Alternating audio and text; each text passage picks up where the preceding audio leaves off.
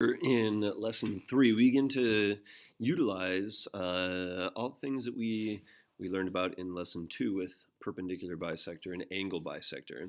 And lesson 3 actually really dovetails nicely into lesson 4. And so 3 and 4 are the heart of this unit on triangle properties. So here in lesson 3, you've got 2 learning targets.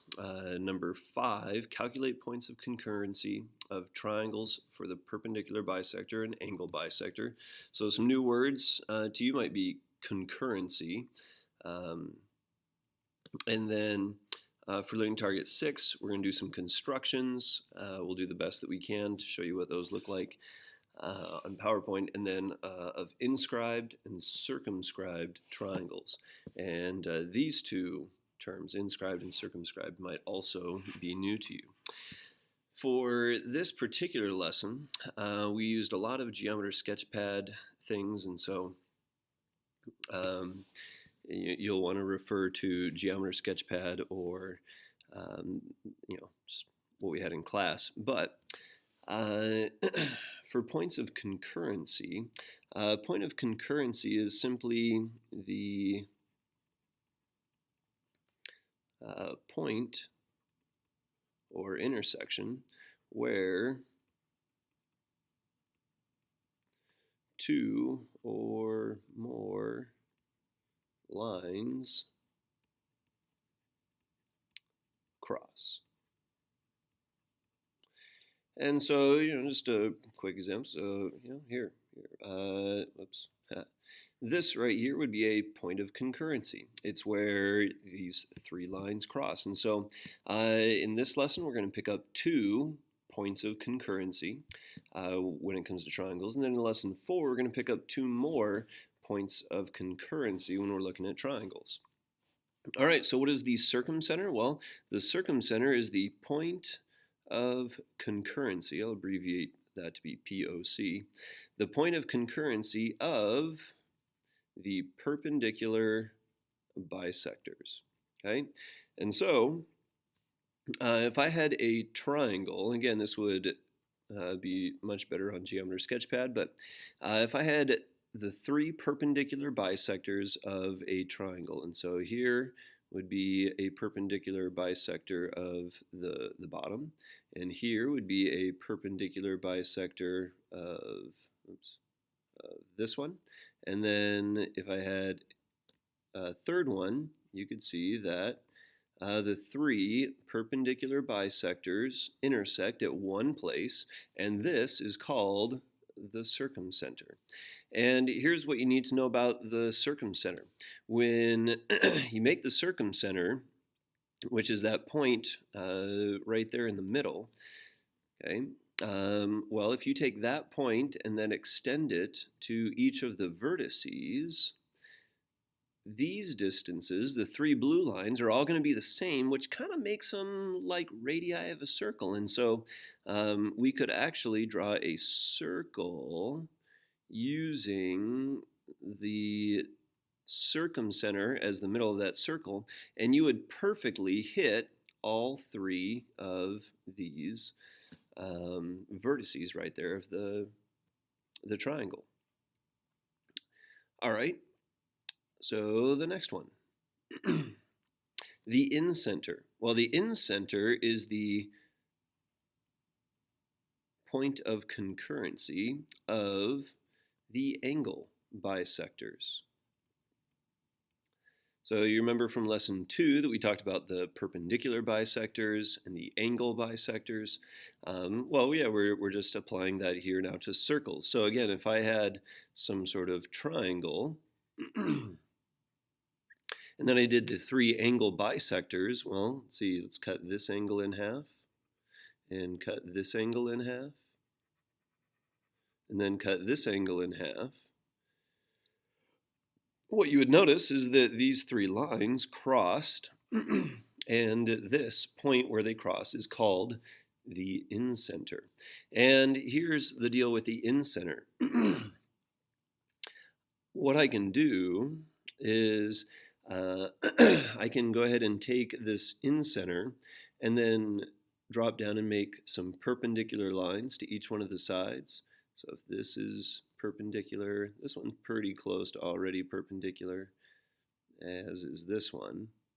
Okay, but if I make these three perpendicular lines, these three will all be congruent. And so it also will be kind of like the radii of a circle. And so we can create a circle on the inside here, excuse me, that will perfectly touch the three insides of the triangle. So this is actually called a circumscribed triangle. The triangle is circumscribed by the circle, and so that's no coincidence. The circumcenter is the center of the circumscribed circle here around the triangle, and then the incenter, well, it's the center of the circle that I can draw on the inside of the circle. So incenter makes the circle that's on the inside. Circumcenter is the center of the circle that's circumscribed or on the outside of the triangle. All right, well, let's move on to some examples. How would this show up in your tests and whatnot? It says, what is the circumcenter, so the point of concurrency of the perpendicular bisectors, of the triangle with vertices at 0, 4, so I've got a point here, 0, 0, and then 8, 0. 8, 0 would be right over here. And so if I complete these to make my triangle, I want to know where is the circumcenter. If you looked on Desmos, you could see that the circumcenter doesn't always necessarily have to be on the inside of the circle, and sometimes it's on the outside, sometimes it could actually be on the circle. And so here's what we want to do. We want to go ahead and draw our perpendicular bisectors. So I take a look at one of the sides. Here would be the point that bisects it, that cuts it in half, and then here is the line that makes it perpendicular. So it's perpendicular, it bisects that. So the first blue line is one perpendicular bisector. And now I need a second perpendicular bisector. And well, I'm going to take the bottom here because I think it'd be a little bit tougher with this one. So this point right here bisects it. This is perpendicular to it. And the place or the point where they intersect is my circumcenter. Now some of you might be asking, why don't I just why don't I have to do the third one? Well, I could do the third one, but it would simply confirm, if I drew that line, that it would be right here. So you can do the third line if you want, but you really only need two. So my circumcenter, the coordinates of it, are at 4, 2. Okay, moving on. This one here says Sn is equal to 8x minus 7, Sr is equal to 5x plus 8. What is Sp? Well, I look at this diagram. The first thing that I recognize is, well, gosh, is this point S the incenter or the circumcenter? I kind of think it could be both. What's going on? Well, these are perpendicular, but are they perpendicular bisectors? And it clearly is not a perpendicular bisector, so it's not the circumcenter. I look at the angles, and well, look, I have the angle marks for each one of these, which would indicate, yes, these are the angle bisectors. So S is the incenter. And because it's the incenter, these perpendicular lines shooting out from the incenter are all going to be congruent, which means Sn, which is one of those, and Sr, which is another one of those, are going to be congruent. So 8x minus 7 is equal to 5x plus 8. And, well, you've been solving these all year long. I subtract the 5x from both sides. And then I add the 7 to both sides. Now I got 3x equals 15. And so x equals 5. It does ask me to find what is the length of SP, but SP is just simply another one of these perpendicular lines that are all congruent. And so I'm going to go ahead and just plug this back into either one of them. It doesn't matter. They're all going to wind up being the same. 5 times 5 plus 8, which would wind up being 33. So SP is equal to 33. All right, moving on. I'm going to do the best I can here to show you what it would look like, but obviously with a construction, you need a compass and straight edge. So it says construct the circumcenter. You've got the construction instructions link on the main page for geometry. I would probably go to that at this point and just skip this whole bit. That's going to give you way better instructions, but I'll do what I can just in case you want to keep going. So what you're going to do is you're going to put the pointy edge on one side because you want to construct the perpendicular bisector.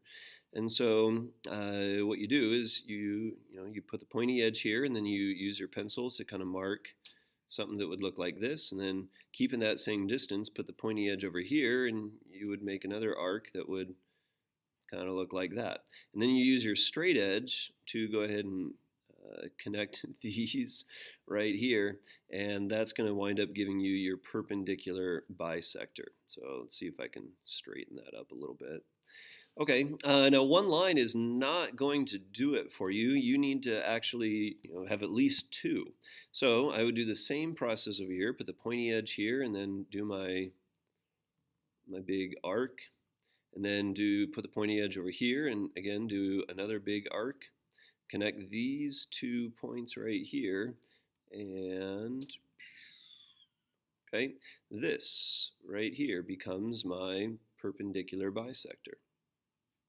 All right, and the place where these cross becomes my circumcenter, and you can tell that this is quite sloppy because, well, if you take a look at these three need to be congruent so that you can use your compass, put the center right here at the circumcenter, and then just stretch it out to put it on here, and you should be able to just draw a complete circle all the way around.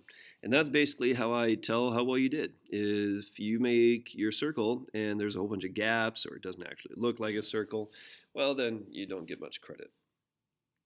All right, for the incenter, again, remember with the incenter, you want to do the angle bisectors. So you're going to put the pointy edge on a vertex, and then you'll just kind of make, you'll make an arc through here.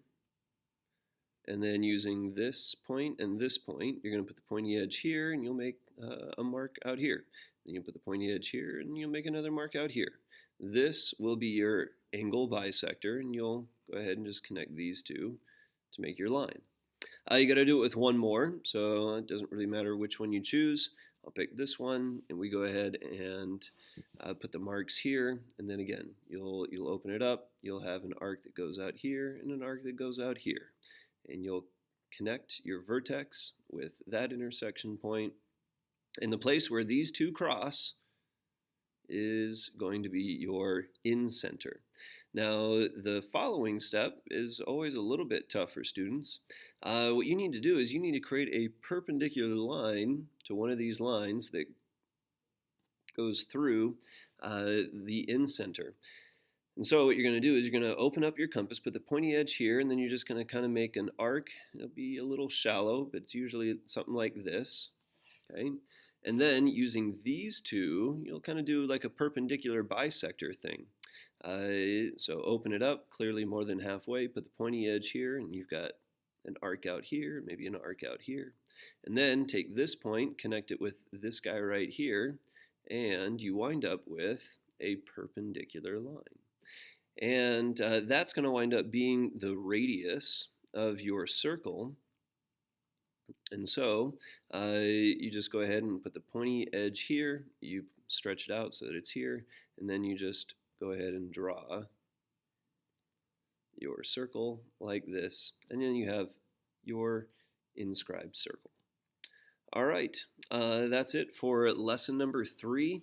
So here's your stuff for kind of constructing or not constructing, but finding the points of concurrency, and then here's your constructions.